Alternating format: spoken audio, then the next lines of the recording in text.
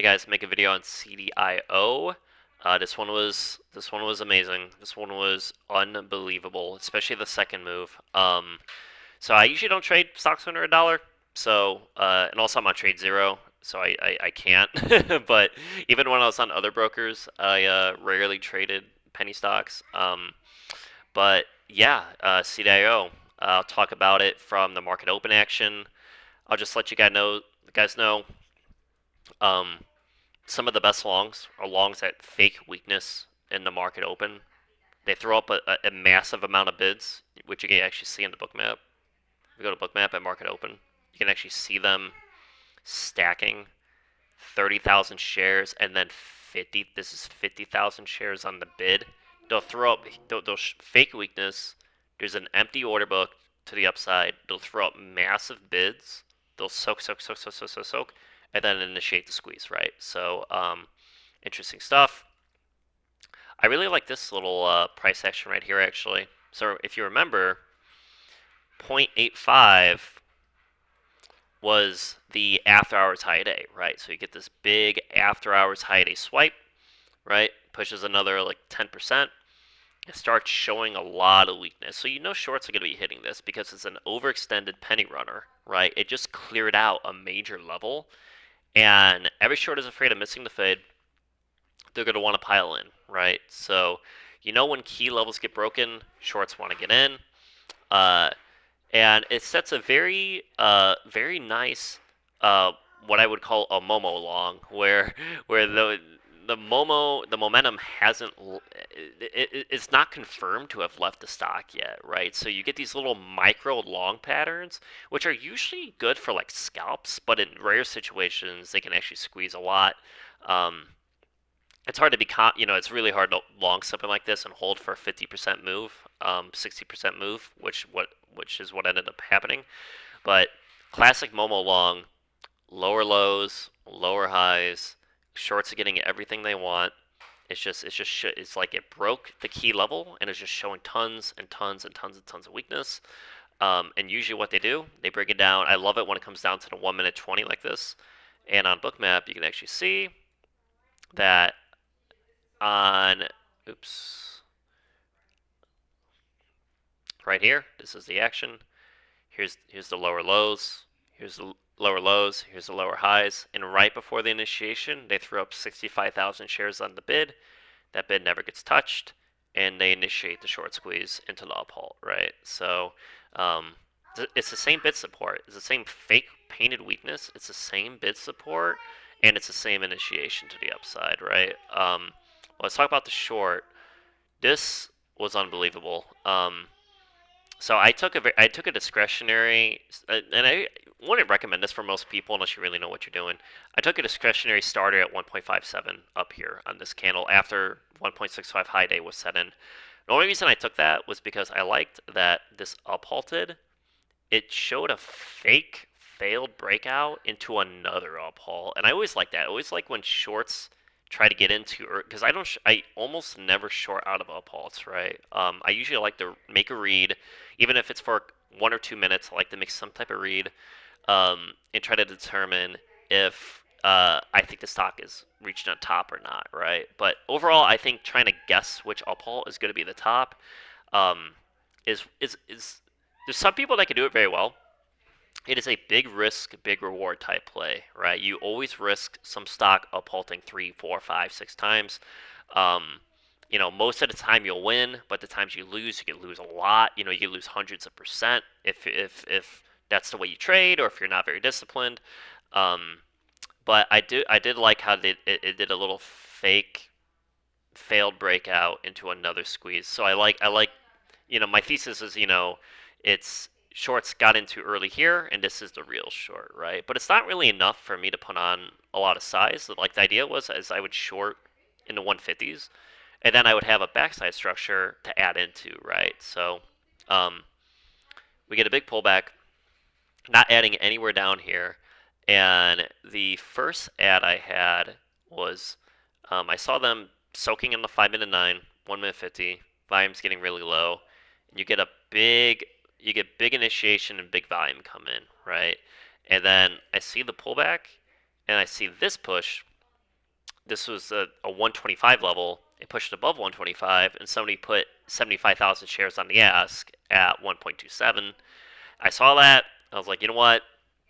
This ain't a bad starter position. Sometimes big asks are just meant to push a stock down for later. I always remember that. I always remember, like, hey, remember there was a 70, 80,000 share ask right here? Maybe that becomes relevant later, right? Maybe they're, because a lot of times big bids and big asks are used to paint levels for later, right? And that could be bullish, it could be bearish, could be a lot of things.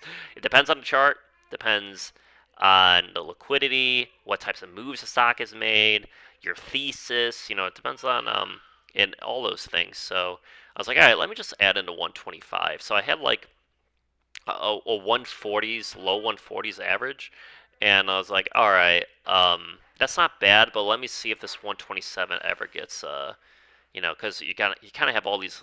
Oh, and then it did this bullish thing where it's like it did a deep support swipe, another big push, and I was like, hey, I was telling my Discord room, I was like, hey, this is a big moment. I remember that 70K ask at 127. Let me see if that gets filled and if there's any follow through. In that case, I would love to, add even more. But they actually ended up never even touching it. They never touched that 127, and they pulled it. I'm like, cool. I'm like, all right, well, at least I have, my starter and in one ad, and it's working.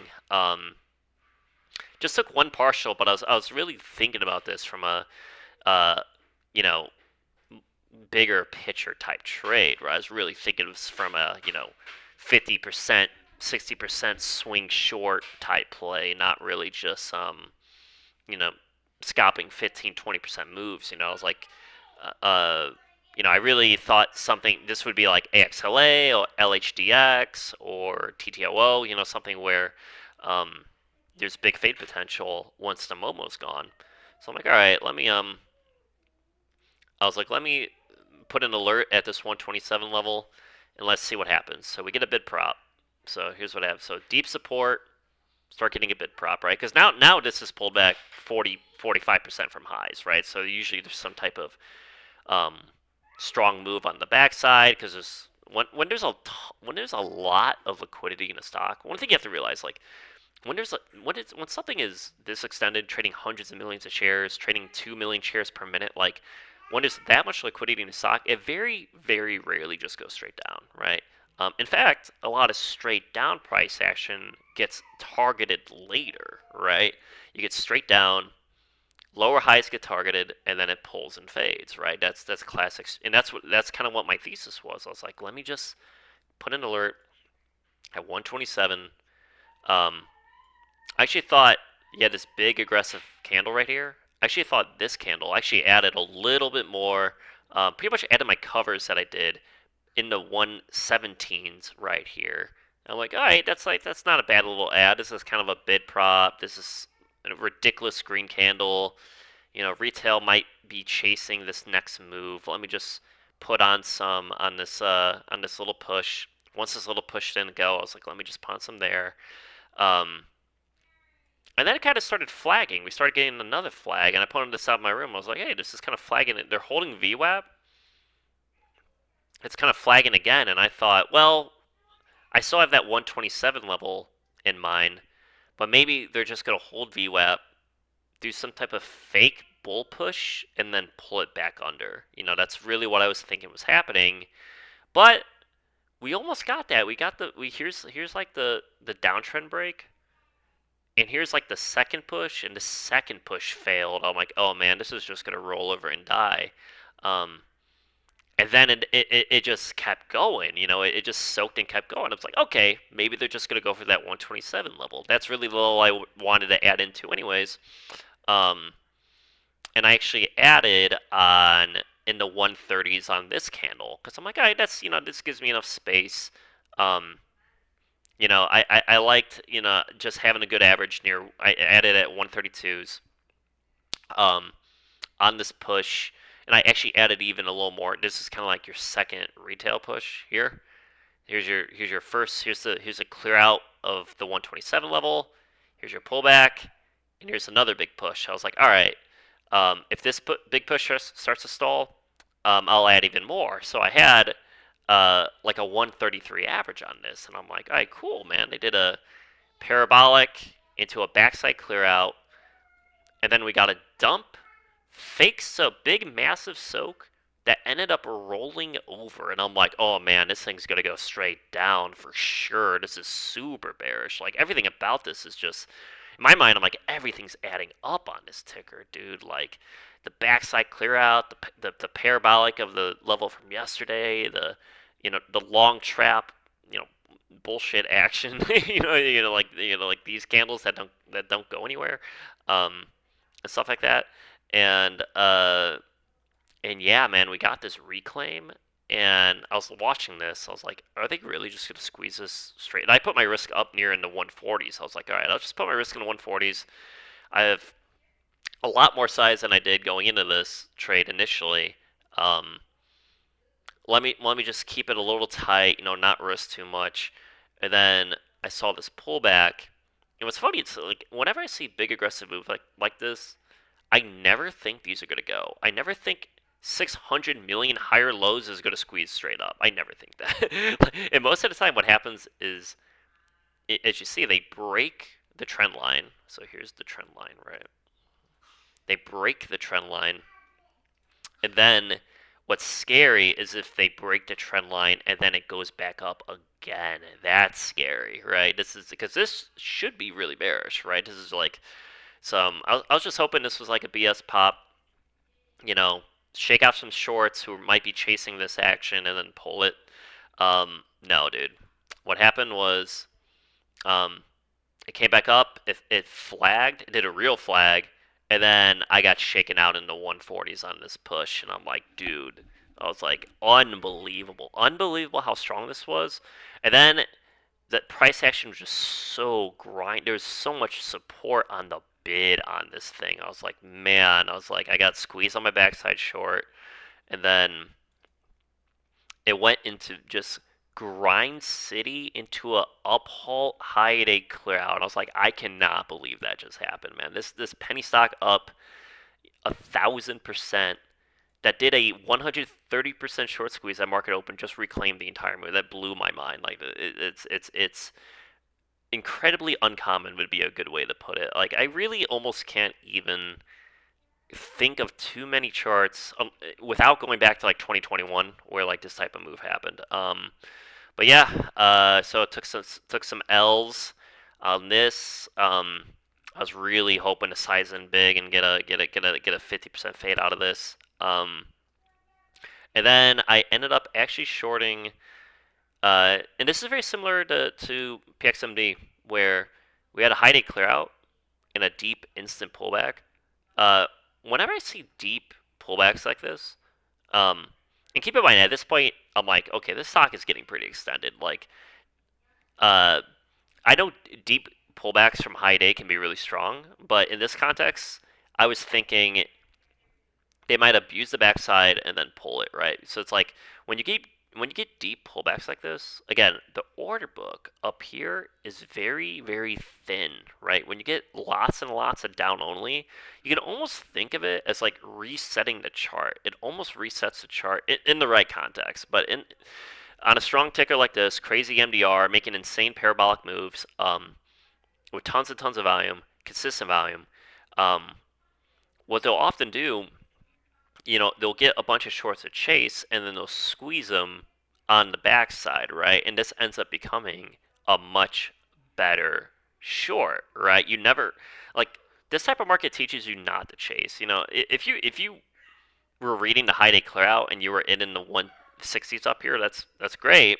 Um, but if you weren't in up here and you see the down only move, you really have to wait for backside shorts to get squeezed. I mean, you really do. It's always going to be the best odds, and I love the pullback. I love the huge initiation, right? So you had this big push. And I was watching this. We got this big push. I was like, nice. I was like, really, really nice. Attacked all this empty space. And what I shorted was when they pulled. I always like to wait for the pullback and the next push. The pullback all the way at support 150. So they held 150. I always like it when key levels get held. So they held 150. big push back above 160, and I saw it stall. It was stalling. It wasn't continuing. I went in on this candle in 157s, and yeah, so I had 157, and I am swinging it. We'll see if I get absolutely boned at 4 a.m. tomorrow, but yeah, I was looking at this all day. I traded this all day. I had all these levels painted. I was trying to make reads all day. I was super bearish, and then it ends up this entire squeeze right here just blew my mind. I was not expecting it. But I kept the risk tight. I took the loss, and I went in on this type of move over here. Nice little aggressive move off of support. Second push, short to second push. And, it's doing a bunch of after hours stuff at lower highs. We'll see if that is relevant tomorrow, or if we get a gap down. So that is CDIO. Crazy, crazy penny runner, man. These are not easy trades. These are never easy trades, man. These like high volume, multi-day runners, that go on these like 5, 6, 7 day runs. Um, these, even if you could catch, it's just like TUP. Go look at TUP. Go look at YELL, YELL. Go look at tickers like that. Look at how those tickers actually topped, and not just on the day that where the high day was, but the days following the high day, right? Like, how did that backside move over the following like 5, 6, 7 days? How did that actually play out, right? And you'll notice that on these types of tickers, man, like there's tons of support, there's tons of backside swipes, and timing, getting a good read on say up here on where you could size in and hold for a swing short and hope there's continuation. Is really not easy, right? They purposely these riggers purposely make these 1,000%, 2,000% runners not easy to read on the backside, right? And you get look at all these aggressive moves, look at all these aggressive moves, right? And maybe these end up meaning nothing, right? I shorted this one. These might end up meaning nothing, right?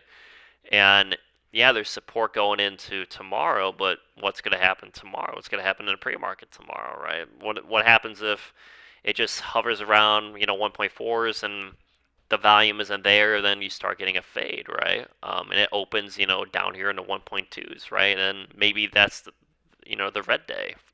So we'll see. We'll see what it is, but they don't make it easy. These are really tough. Um, for the longest time, I actually didn't really trade these multi-day runners, and then I got a little better at them. This case, backside clear out didn't work. Ended up getting squeezed. Is how it is. So, yeah, CDIO. Crazy ticker. So, hope that was a good one. Information down below. Anyone who stayed this long about my Discord. See ya.